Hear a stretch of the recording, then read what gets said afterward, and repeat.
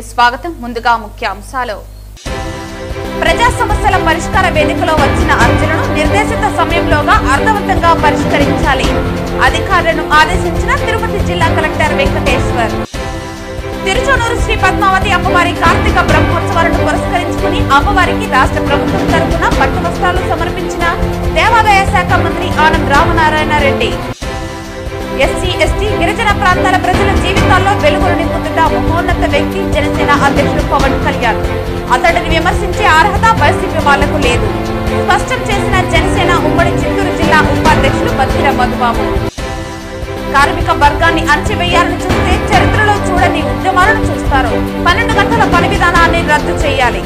IFTU ఆధ్వర్యంలో Tirupati collectorate ఎదుట కార్మికుల నిరసన.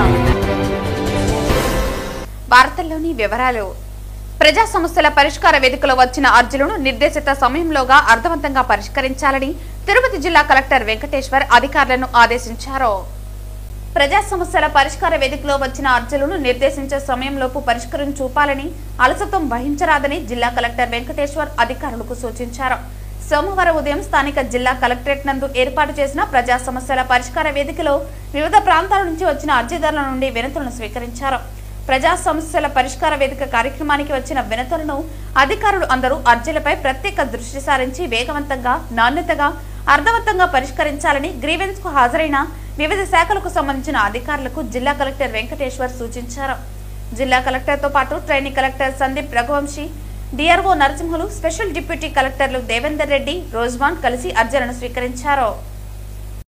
తిరుపతి నగరపాలక సంస్థ కార్యాలయంలో సోమవారం నిర్వహించిన ప్రజా ఫిర్యాదుల పరిష్కార వేదికకు 29 వినతులు వచ్చాయని కమిషనర్ మౌర్య తెలిపారు. సోమవారం తిరుపతి నగరపాలక సంస్థ కార్యాలయంలో డైలీవర్ కమిషనర్ ప్రజా ఫిర్యాదుల పరిష్కార వేదిక కార్యక్రమాలను నిర్వహించారు. ఈ కార్యక్రమంలో 21 మంది కార్యాలయంకు నేరుగా వచ్చి వినతులు సమర్పించగా 8 మంది ఫోన్ ద్వారా తమ సమస్యలు తెలిపారు. తమ వార్డులో సమస్యలు పరిష్కరించాలని డిప్యూటీ మేయర్లు ముద్రా నారాయణ, ఆర్సీ మునికృష్ణ, కార్పొరేటర్ దూది కుమారులు కమిషనర్ ను కోరారు. కాగా వర్షాల సమయంలో అత్తూరు డాబా ఎదురుగా రోడ్డుపై నిలిచిన నీటిని తమ పొలంలోకి మళ్లిస్తున్నారని, ఈ ఇబ్బందిని తొలగించాలని, న్యూ బాలాజీ కాలనీలో అనుమతులు లేకుండా చేస్తున్న నిర్మాణాలపై చర్యలు తీసుకోవాలని, వృద్ధాప్య పెన్షన్ ఇప్పించాలని, మెప్మా నిర్వహిస్తున్న పొదుపు సంఘాల పుస్తకాలు కొనుగోలు, సభ్యత్వాల రుజుముకు రిసిప్ట్ ఇవ్వకుండా అవినీతికి పాల్పడుతున్నారని చర్యలు తీసుకోవాలని, సుభాష్ నగర్ నందు సీసీ రోడ్లు, కాలువలు వేయాలని, అశోక్ నగర్ గంగమ్మ గుడి వద్ద తాగునీటిలో మురుగునీరు కలుస్తున్నాయని అరికట్టాలని, అక్కారంపల్లి మున్సిపల్ స్కూల్ నందు బోర్ మోటార్ మరమ్మతులు చేయించాలని, భూగర్భ డ్రైనేజీ లీకేజీలను అరికట్టాలని, బీవీ మహల్ రోడ్డు డివైడర్ల మధ్య ఖాళీ స్థలం ఫిల్ చేయాలని కోరారని తెలిపారు.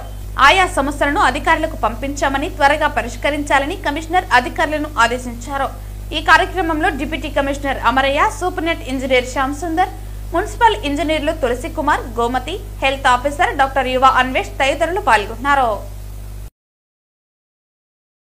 కార్మిక వర్గాన్ని యాజమానులకు కట్టు బానిసలుగా మార్చేందుకు తెచ్చిన 4 లేబర్ కోడ్లు అమలులోకి తీసుకుని రావద్దని కార్మిక సంఘాలు కోరుతూ ఉంటే రాష్ట్రంలోని కూటమి ప్రభుత్వం మేడే ద్వారా సాధించుకున్న రోజుకి 8 గంటల పనిని ఓటితో కలిపి 12 గంటల పనిదినంగా పెంచుతూ చట్టం తీసుకురావటం దుర్మార్గమని, కార్మిక వర్గాన్ని అణచివేయాలని ప్రయత్నిస్తే చరిత్రలో కని విని ఎరుగని ఉద్యమాలను చూడాల్సి వస్తుందని ఐఎఫ్టియు నేతలు స్పష్టం చేశారు.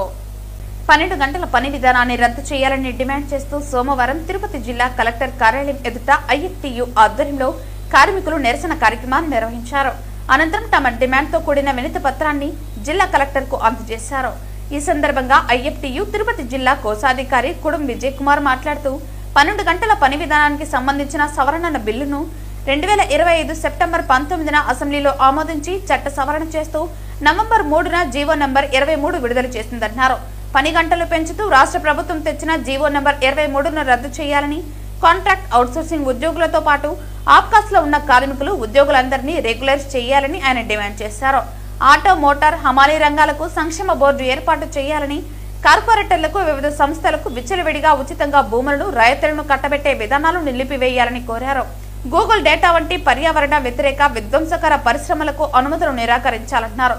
అంగన్వాడీ జిల్లా నాయకురాలు గంగాదేవి మాట్లాడుతూ అంగన్వాడీ, ఆశా వంటి స్కీమ్ రంగాల వర్కర్లను ప్రభుత్వ ఉద్యోగులుగా గుర్తించాలని, కార్మికుల కనీస వేతనం 26,000 రూపాయలు తక్కువ కాకుండా ప్రకటించాలన్నారు. బీఓసీ బోర్డు పథకాలను అమలు చేయాలని, ప్రభుత్వం వాడుకున్న నిధులను బోర్డుకు జమ చేయాలన్నారు. విశాఖ ఉక్కు ప్రైవేటీకరణ ఆపాలని, తొలగించిన కాంట్రాక్ట్ కార్మికులను విధుల్లోకి తీసుకోవాలని, నిర్వాసితులకు పర్మనెంట్ ఉద్యోగాలు ఇవ్వాలని డిమాండ్ చేశారు. సుప్రీంకోర్టు మార్గదర్శకాలకు స్ట్రీట్ వెండర్స్ యాక్ట్ కు విరుద్ధంగా విశాఖలో, ఇతర నగరాలలో, పట్టణాల్లో అక్రమంగా తొలగించిన వీధి విక్రయదారులందరినీ యథాస్థానంలో పెట్టి వారికి రుణ సౌకర్యం కల్పించి పక్కా హక్కులు కల్పించాలన్నారు. కార్మిక వర్గాలకు, ప్రజలకు ప్రభుత్వం ఇచ్చిన హామీలు అన్ని అమలు చేయాలన్నారు.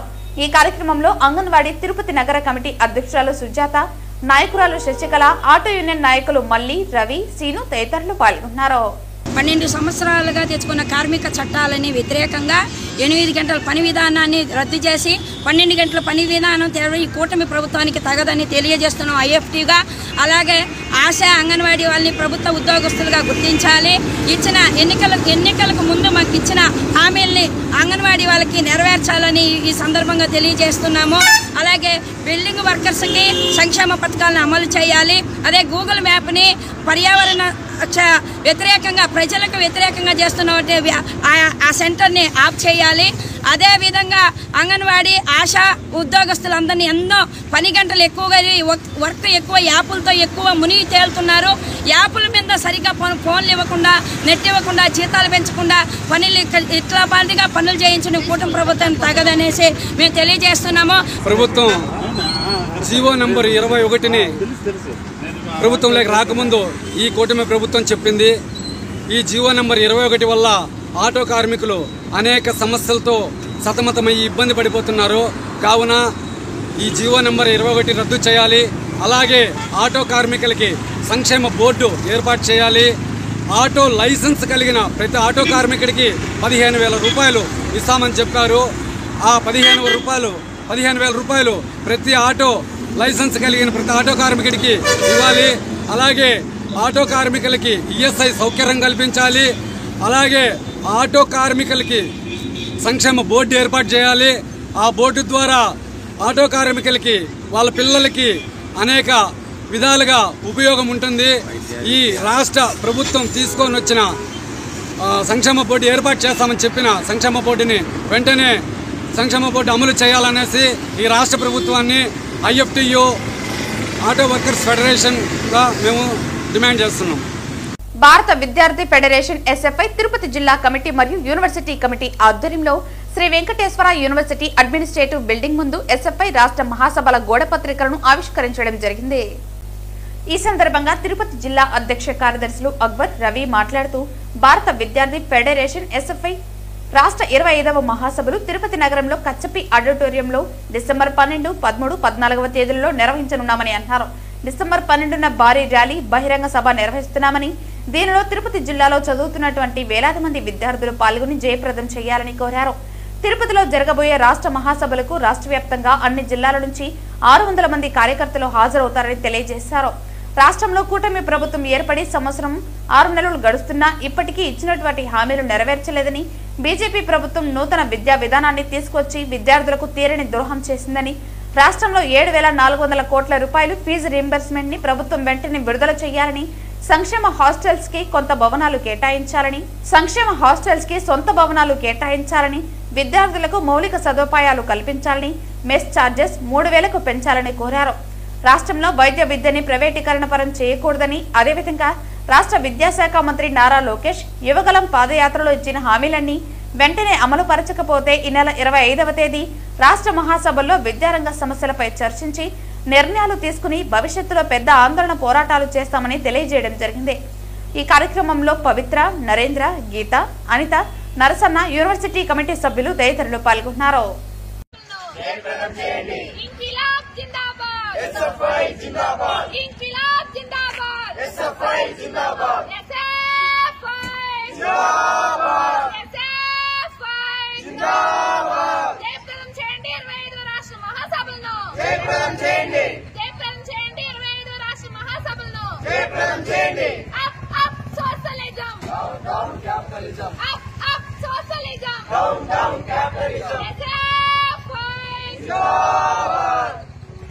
తిరుచానూరు శ్రీ పద్మావతి అమ్మవారి కార్తీక బ్రహ్మోత్సవాలకు సోమవారం ఉదయం శాస్త్రోక్తంగా ధ్వజారోహణం నిర్వహించారు.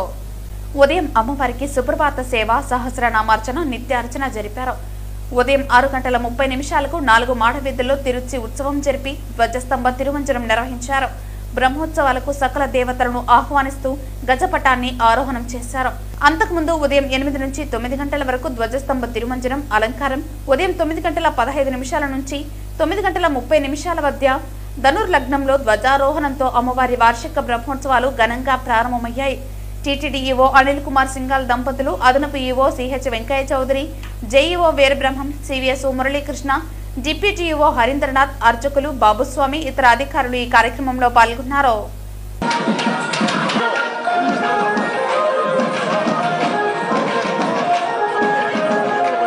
తిరుచానూరు శ్రీ పద్మావతి అమ్మవారి కార్తీక బ్రహ్మోత్సవాలను పురస్కరించుకుని సోమవారం రాష్ట్ర ప్రభుత్వం తరపున దేవాదాయ శాఖ మంత్రి ఆనం రామనారాయణ రెడ్డి అమ్మవారికి పట్టు వస్త్రాలు సమర్పించారు.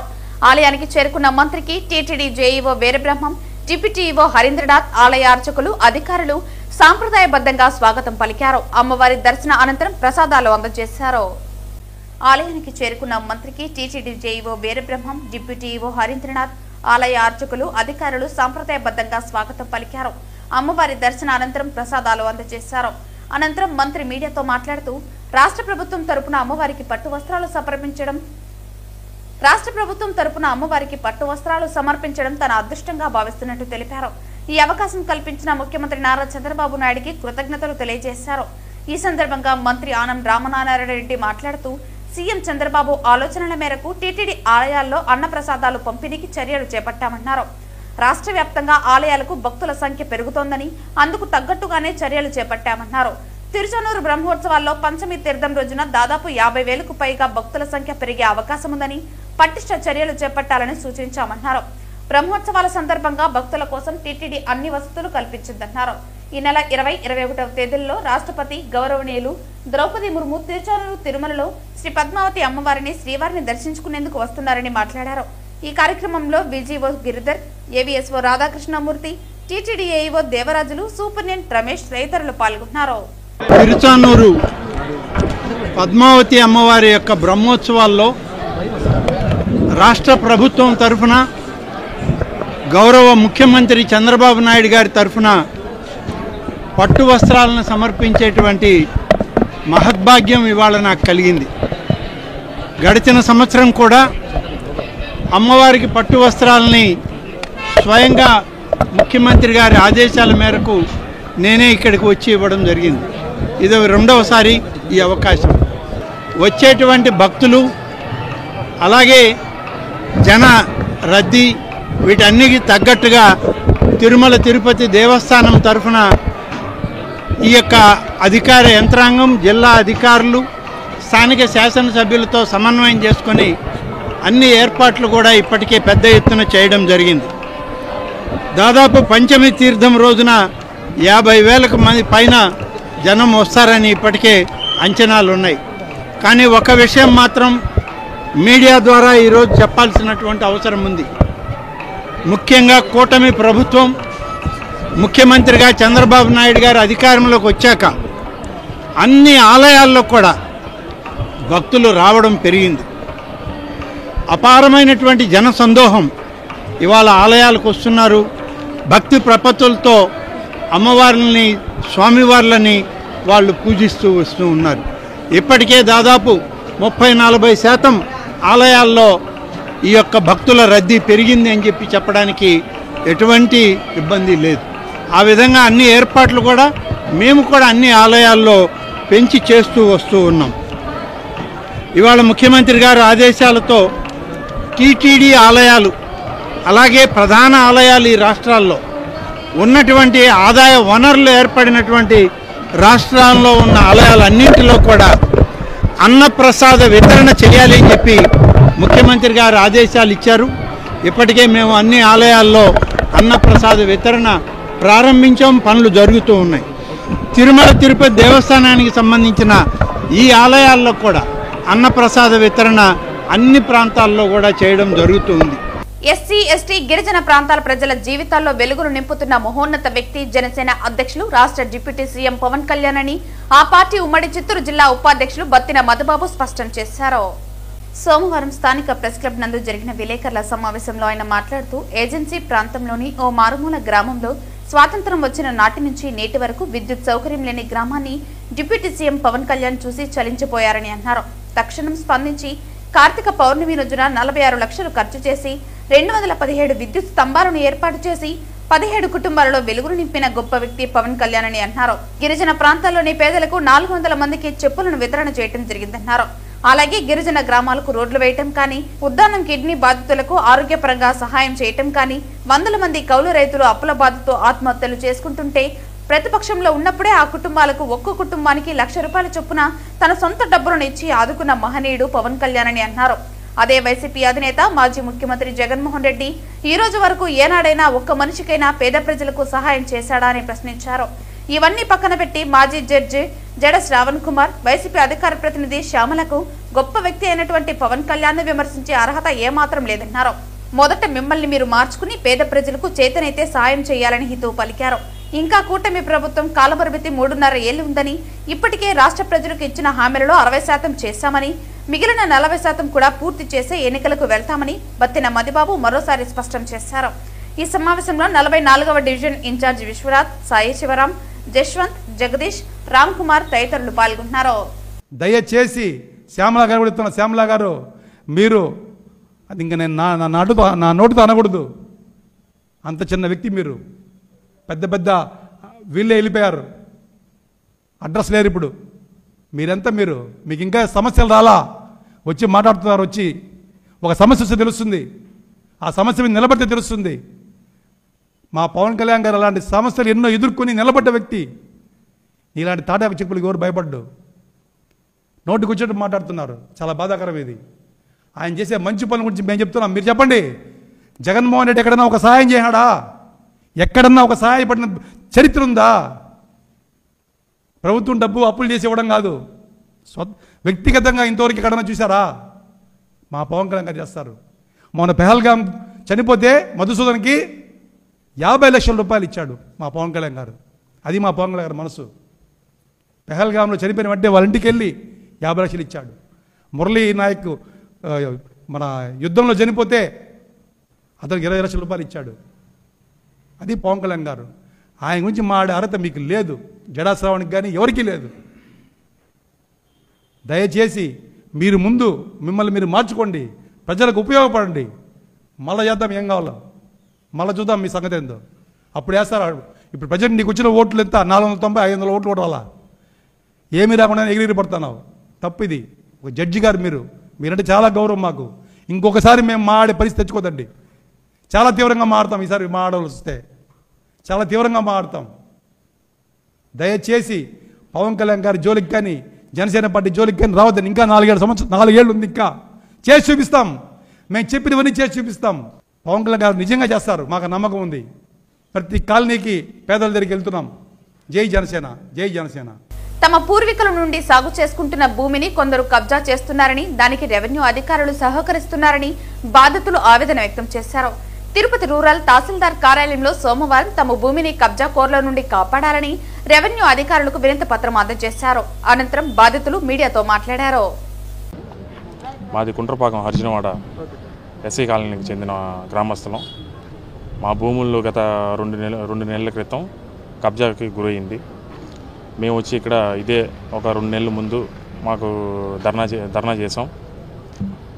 మిట్టపల్లం శంకర్ రెడ్డి అతను, Srikara homes and developers managing partner అయిన దేవిశ్రీ ప్రసాద్, వీళ్ళిద్దరూ కలుసుకొని మా భూముల్ని మా తాతగారులకి అప్పటి కాలంలో ఇనాం భూములుగా తోటిమాన్యం భూముల్ని ఇచ్చారు.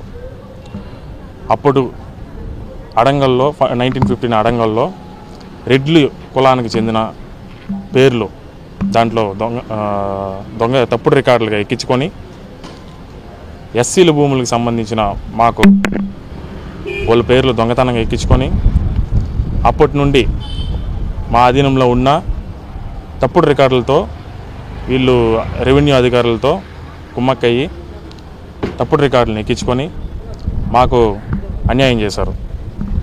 గత 2 నెలల క్రితం మాకు కబ్జాకు గురైన భూమికి వాళ్ళు క్లీన్ చేస్తూ ఉంటే, వెంచర్ వేయాలని ప్రారంభించడానికి క్లీన్ చేస్తూ ఉంటే మేము వెళ్ళి అడ్డుకోవడం జరిగింది. తర్వాత వాళ్ళ పైన ఎస్సీ ఎస్టీ కేసులు పెట్టించాము. తర్వాత ఎస్సీ ఎస్టీ కేసు ఇన్వెస్టిగేషన్లో ఉంది. కానీ వాళ్ళు అక్కడ పనులను ఆపకుండా యథాతథం వాళ్ళు జరుపుతూనే ఉన్నారు. కాబట్టి మాకు అక్కడ ఓఎస్ నెంబర్ 455/2025 కోర్టులో కేసు ఉండడం వల్ల మాకు న్యాయం జరిపించి అక్కడ బిఎన్ఎస్ఎస్ సెక్షన్ 164 సెక్షన్ విధించి అక్కడికి కబ్జాకు గురవుతున్న ఆ భూమిని ఎలాగైనా మాకు ఇప్పిస్తారని, న్యాయం జరిపిస్తారని అక్కడ సెక్షన్ విధించి ఎవరు వెళ్లకుండా ఆ పనులను ఆపించి మాకు న్యాయం చేపిస్తారని కోరుకుంటున్నాం. రెవెన్యూ అధికారులు సమగ్రమైనటువంటి నివేదికను పోలీస్ అధికారులకి ఇవ్వాలని మేము డిమాండ్ చేస్తున్నాం. నా పేరు శేషగిరి ప్రసాద్. తోటిమాన్యం మా తాతగారులైన తోటిమాన్యం భూములకి వారసులం. మా భూములు ఆక్రమించుకున్నారు. రెడ్లు గుండేవాళ్ళు మా భూములు ఆక్రమించుకొని మా ఎస్సీలు మేము పోయి అడ్డుకుంటే మమ్మల్ని పోలీసు వాళ్ళ తరఫున కొట్టిపిస్తున్నారు. లాగి ఎత్తి జీబులలో వేయించుకొని తీసుకెళ్తున్నారు. మాకు ఎక్కడ పోయినా న్యాయం జరగటం లేదు. మా భూములు మాకు ఇప్పిస్తే బాగుండు. మేము చాలా అందరూ చుట్టూ తిరుగుతూ ఉన్నాం, ఎవరూ మాకు న్యాయం చేయటం లేదు. ఎస్సీలైన మా వాళ్ళ చేత డబ్బులు ఉన్నాయి, మాకు డబ్బులు లేవు అనేసి మమ్మల్ని ఆడుకుంటూ ఉన్నారు. ఎక్కడికి పోయినా చేస్తాం అంటున్నారు, ఎవరు మమ్మల్ని పట్టించుకోవటం లేదు. మా భూములు అక్కడ పనులు జరుగుతున్నాయి, ఆ భూములో పనులు ఆపిచ్చి మా భూములు మాకు ఇప్పిస్తే చాలు. చిత్తూరు నగర తొలి మేయర్ కటారి అనురాధ, ఆమె భర్త కటారి మోహన్ల 10వ వర్ధంతి కార్యక్రమాలను చిత్తూరు నగరంలో సోమవారం ఘనంగా నిర్వహించారు. ఈ క్రమంలో నగరంలోని గిరింపేట చౌడేశ్వరమ్మ గుడి సర్కిల్లో ఆ డివిజన్ టీడీపీ ఇన్ఛార్జ్ మహేశ్వర్ ఆధ్వర్యంలో గాంధీ సర్కిల్, దర్గా సర్కిల్, ఇరువారం సర్కిల్, కట్టుకాలువ వీధి తదితర ప్రాంతాల్లో కటారి అభిమానులు తమ అభిమాన నాయకుల వర్ధంతి వేడుకలను ఘనంగా నిర్వహించి పేదలకు అన్నదానం చేశారు. 36వ డివిజన్ పరిధిలోని కట్టుకాలువ వీధిలో ఏర్పాటు చేసిన అన్నదాన శిబిరాన్ని Chittoor MP Daggumalla Prasadarao, Chittoor urban development authority chairperson Katari Hemalatha ప్రారంభించారు. అనంతరం చుడా చైర్పర్సన్ కటారి దంపతులు కోడలు కటారి హేమలత మీడియాతో మాట్లాడుతూ చిత్తూరు నగర తొలి మేయర్ గా తన అత్త అనురాధ, జిల్లా టీడీపీ ఉపాధ్యక్షులుగా తన మామ కటారి మోహన్లు ప్రజలకు ఎంతో సేవ చేస్తూ దురదృష్టవశాత్తు హత్యకు గురి అయ్యారని తెలిపారు. అయితే తాను సైతం వారి అడుగుజాడలో నడుచుకుంటూ తన అత్త మామలు ప్రజలకు చేసిన హామీలను నెరవేరుస్తూ మరింత సేవ చేస్తారని హామీ ఇచ్చారు. ఈ కార్యక్రమంలో మాజీ MLC Rajasimhulu, Puthalapattu MLA doctor Muralimohan, రాష్ట్ర టీడీపీ అధికార ప్రతినిధి వెంకటిల్ల సురేంద్ర కుమార్, చిత్తూరు నగర మాజీ కార్పొరేటర్లు కంద ప్రసాద్, గుణశేఖర్, కోలా కిరణ్ తదితరులు పాల్గొన్నారు. మామయ్య గారైన కటారి అనురాధ, కటారి మోహన్ గార్ల 10వ వర్ధంతి సందర్భంగా చిత్తూరులో 10 చోట్ల అన్నదాన కార్యక్రమాలు చేపట్టడం జరిగింది. మా అత్తమ్మ మొదటి మేయర్గా ఉన్నప్పుడు మన చిత్తూరు అభివృద్ధి కోసం చిత్తూరులో ఎలా మెయిన్ అందరూ కూడా సఫర్ అవుతూ ఉంటుంది వాటర్ ప్రాబ్లం. సో అలాంటి వాటర్ ప్రాబ్లం ఎవరు కూడా ఫేస్ చేయకూడదు అనే ఉద్దేశంతో ఎన్టీఆర్ వచ్చిన వెంటనే కూడా మన చిత్తూరు నగరాన్ని అందరికీ కూడా అందించడం జరిగింది. ఇంకా ఎన్నో అభివృద్ధి పథకాలు వాళ్ళు చేశారు. కానీ దురదృష్టవశాత్తు ప్రజాసేవలో ఉన్నప్పుడే ఇద్దరిని కూడా కోల్పోవడం జరిగింది. వారు ఏదైతే మన చిత్తూరు నగరాన్ని డెవలప్ చేయాలనుకున్నారు, ప్రతి ఒక్కరికి సేవలు అందించాలనుకున్నారు. అలాగే మేము వాళ్ళ కుటుంబ సభ్యులుగా, వాళ్ళ బిడ్డలుగా అన్నింటిలో కూడా ప్రజలకు సేవ చేస్తూ వారి యొక్క ఆశయాన్ని నిలబెట్టుకుంటూ వస్తామని కూడా తెలియజేస్తారు. ఈ 10 ఏళ్ల తర్వాత కూడా ఎవరైతే చేశారో వాళ్ళకు కూడా వేతనాన్ని ఇవ్వడం జరిగింది. 10 ఏళ్ల పాటు మేము ఇబ్బందులు పడ్డాము. వాళ్ళ వల్ల సాక్షులు ఎంతగా కాపాడుకోవాల్సి వచ్చిందో, అన్ని రకాలుగా బాధపడితే దాదాపు భగవంతుడు మంచి తీర్చాడని కూడా వాళ్ళకి నివాళులు అర్పిస్తూ వాళ్ళకి ఎప్పుడు కూడా ప్రజాసేవలో మేము ఉంటాము. తిరుపతి వాసుదేవ భజన మండలి నగర సంకీర్తన మండలి ఆధ్వర్యంలో రామాపురం సమీపంలోని మామిడి తోటలో కార్తీక వనభోజనాలు భక్తిభరితంగా ఆనందోత్సాహాలతో ఘనంగా నిర్వహించారు. ఈ కార్యక్రమంలో భాగంగా మహిళలు సాంప్రదాయ విధానంలో నెల్లి చెట్టుకు పూజలు చేసి గోపూజను శ్రద్ధ భక్తులతో నిర్వహించారు. ఈ వనభోజనాల్లో దాదాపు 400 మంది కళాకారులు మరియు భక్తులు పాల్గొని ఆటపాటలు, భజనలు, సంకీర్తనలతో కార్యక్రమాన్ని మరింత ఆహ్లాదభరితంగా మార్చారు. సాంస్కృతిక కార్యక్రమాల్లో పాల్గొన్న పిల్లలు, మహిళలు, యువతల ఉత్సాహం సందడి వాతావరణాన్ని సృష్టించింది. అనంతరం అందరూ కలిసి నెల్లి చెట్టు కింద పసందైన భోజనాలను స్వీకరించారు. అతిథులు ఈ సందర్భంగా ప్రసంగిస్తూ కార్తీక మాసంలో వనభోజనాల ప్రాముఖ్యతను, ప్రకృతి సమీపంలో భక్తితో గడపడం వల్ల కలిగే ఆధ్యాత్మిక లాభాలను వివరించారు. ఇటువంటి కార్యక్రమాలు భక్తి భావనను పెంపొందించడమే కాక సమాజంలో ఐక్యాన్ని అందిస్తుందని పేర్కొన్నారు. ఈ కార్యక్రమాన్ని విజయవంతం చేసిన నిర్వాహకులు, పాల్గొన్న కళాకారులు మరియు భక్తులందరికీ రాయలసీమ రంగస్థలి చైర్మన్ గుండాల గోపీనాథ్ రెడ్డి ధన్యవాదాలు తెలియజేశారు. ఈ కార్యక్రమంలో నగర సంకీర్తన మండలి, భజన మండలి సభ్యులు వాసుదేవరెడ్డి, నాగేశ్వర్ రెడ్డి, రాజశేఖర్ రెడ్డి, బ్రహ్మానందరెడ్డి తదితరులు పాల్గొన్నారు.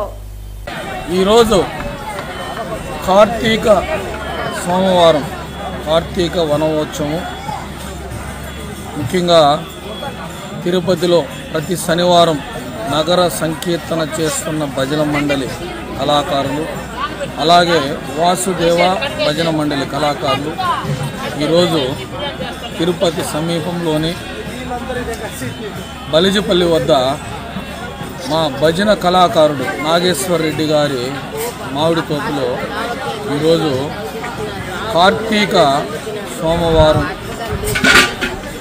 సందర్భంగా ఈరోజు ఉదయం 9 గంటల నుంచి 9 గంటలకు గోపూజతో ఈ కార్యక్రమం స్టార్ట్ అయింది.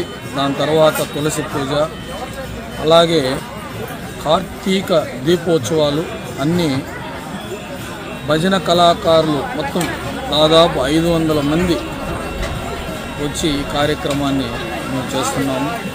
ఎంతో ఆహ్లాదకరమైన వాతావరణంలో ఈరోజు ఈ కార్తీక సోమవారం, కార్తీక దీపోత్సవం జరుపుకుంటున్నాము. ఈ కార్తీక దీపం పెట్టడం వల్ల కలిగే ప్రయోజనాలు చాలా ఉన్నాయి. ఆ పరమశివుడు మనకి జ్యోతి ద్వారా మనకు ఆశీర్వాదం అందిస్తారు.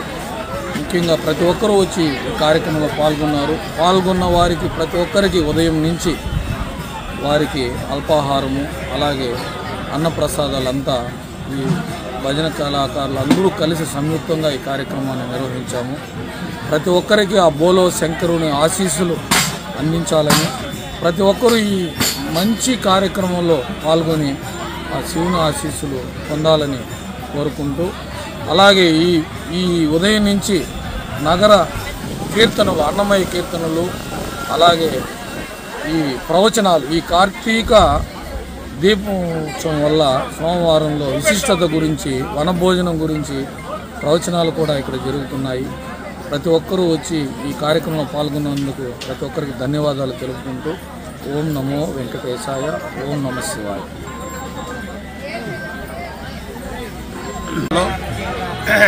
అన్ని చోట్ల కూడా ఈ వనభోజనం అనేది తరతరాల నుంచి ఉంది. ముందు తరంలో వలసపోయేది. కార్తీక నెల 4వ సోమవారంలో వలసపోయి గ్రామం అంతా పోయి బయట పోయి వంట చేసుకొని పూజ చేసుకొని వచ్చేవారు. ఇప్పుడు కూడా అది మరవకుండా మన గోపీనాథ్ రెడ్డి ఆధ్వర్యంలో గొప్ప నిర్ణయం తీసుకొని ఆయన 2 సంవత్సరాలు భజన బృందం స్టార్ట్ చేసి 2 సంవత్సరాలు పూర్తిగా వచ్చిన సందర్భంగా ఈ 4వ సోమవారం మన నాగేశ్వర రెడ్డి మాడి తోటలో ఈ యొక్క కార్యక్రమం నిర్వహించు అందరికి కూడా చాలా సంతోషంగా ఉంది. ఈ ఆశీస్సులు, భగవంతుని ఆశీస్సులు అందరికీ ఉండాలని కూడా కోరుకుంటూ సెలవు తీసుకుంటాం. తిరుమల పుణ్యక్షేత్రంలో శ్రీ వెంకటేశ్వర స్వామివారి దర్శనం కోసం సోమవారం పలువురు సినీ ప్రముఖులు విచ్చేసి స్వామివారి సేవలో పాల్గొన్నారు. ఈ రోజు ఉదయం వీఐపీ విరామ దర్శన సమయంలో హీరోలు సాయిధరం తేజ్, ప్రియదర్శి, హీరోయిన్ ఆనంది స్వామివారిని దర్శించుకున్నారు. సోమవారం ఉదయం వీఐపీ విరామ సమయంలో వీరంతా స్వామివారి సేవలో పాల్గొని మొక్కులు చెల్లించుకున్నారు. దర్శనం పూర్తయిన అనంతరం ఆలయ రంగనాయకుల మండపంలో వేద పండితులు వారికి వేద ఆశీర్వచనం అందించారు. ఆలయ అధికారులు వారికి శ్రీవారి తీర్థ ప్రసాదాలు అందజేసి పట్టు వస్త్రంతో సత్కరించారు. అనంతరం ఆలయం వెలుపల హీరో ప్రియదర్శి మీడియాతో మాట్లాడుతూ శ్రీవారి సన్నిధికి వస్తే మాటల్లో చెప్పలేని ఆధ్యాత్మిక అనుభూతి కలుగుతుందని తెలిపారు. మా ప్రేమంటే సినిమా ప్రమోషన్స్ నిమిత్తం నిన్న తిరుపతికి రావడం జరిగిందని, ఈ రోజు స్వామివారి ఆశీస్సుల కోసం వచ్చి సినిమా మంచి విజయం సాధించాలని కోరుకోవటం జరిగిందన్నారు. మా కోర్టు సినిమాను ఎలా ఆదరించారో అలాగే ఈ సినిమాను ఆదరించాలని కోరుకుంటున్నామన్నారు. స్వామివారి దర్శనం చాలా బాగా జరిగిందని ప్రియదర్శి పేర్కొన్నారు. చిత్తూరు కలెక్టరేట్ గ్రీవెన్స్ హాల్ వద్ద దారి సమస్య అధికారులు పరిష్కరించకపోవడంతో వీకోట మండలానికి చెందిన నందిని కలెక్టరేట్ ఆవరణలో విషం తాగి ఆత్మహత్య యత్నానికి పాల్పడింది. చిత్తూరు కలెక్టరేట్ గ్రీవెన్స్ హాల్ వద్ద దారి సమస్య అధికారులు పరిష్కరించకపోవడంతో వీకోట మండలానికి చెందిన నందిని కలెక్టరేట్ ఆవరణలో విషం తాగి ఆత్మహత్య యత్నానికి పాల్పడింది. గత 4-5 సంవత్సరాలుగా తమ ఎకరా పొలానికి వెళ్లడానికి దారి సౌకర్యం కల్పించకుండా తమ బంధువులే అడ్డుపడుతున్నారని, ఇప్పటికే ప్రజా సమస్యల పరిష్కార వేదికలో పలుమార్లు వినతి పత్రం సమర్పించినా తమ సమస్య పరిష్కారం కాలేదని, అధికారులు నిర్లక్ష్యం చూపుతున్నారని ఆవేదన వ్యక్తం చేశారు. మనస్తాపానికి చెందిన ఆమె విషం తాగి ఆత్మహత్యానికి పాల్పడగా 2 టౌన్ సిఐ నెట్టికంటయ్య తన బృందంతో ఆమెను చిత్తూరు ప్రభుత్వ ఆసుపత్రికి తరలించారు. ఇది ఎప్పటి నుంచి జరుగుతా ఉంది? 2-3 ఏళ్ల నుంచి జరుగుతాను సార్. ఇతకి ఎన్నిసార్లు వచ్చినా మాకు సార్ ఎవరు పట్టించుకోండి.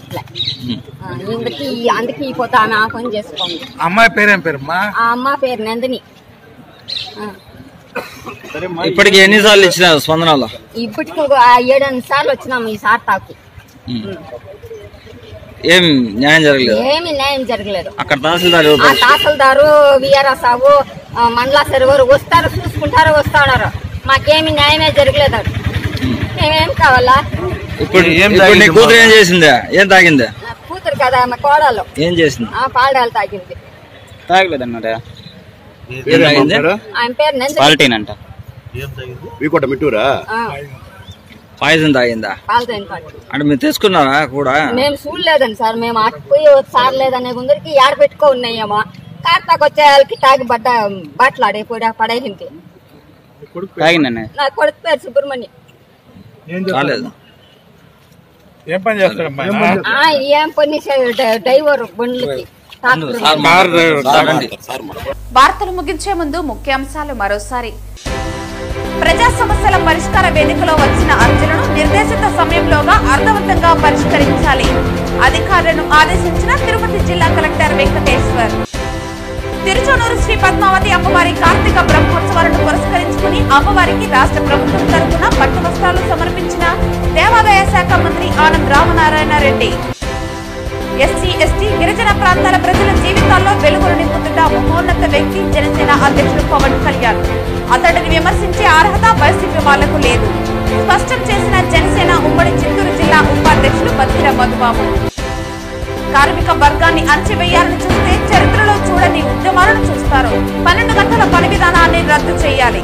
ఐఎఫ్టియు ఆధ్వర్యంలో తిరుపతి కలెక్టరేట్ ఎదుట కార్మికుల నిరసన.